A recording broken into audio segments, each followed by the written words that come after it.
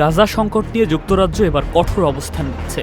পররাষ্ট্রমন্ত্রী David Lammy স্পষ্ট করে বলেছেন, যুদ্ধবিরতি চুক্তি না হলে ইসরায়েলের বিরুদ্ধে আরও কঠোর পদক্ষেপ নেওয়া হবে।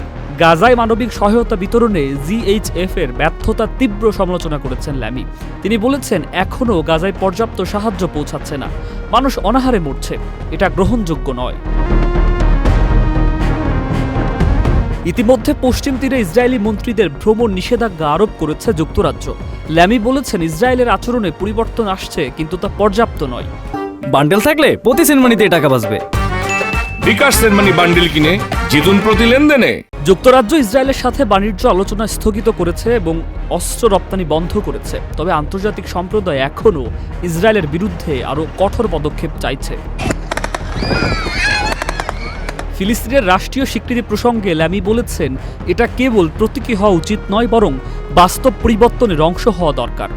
যুক্তরাজ্য এখন চাপ বাড়াচ্ছে, কিন্তু ইসরায়েলের ওপর এর কতটা প্রভাব পড়বে তা এখনও স্পষ্ট নয়।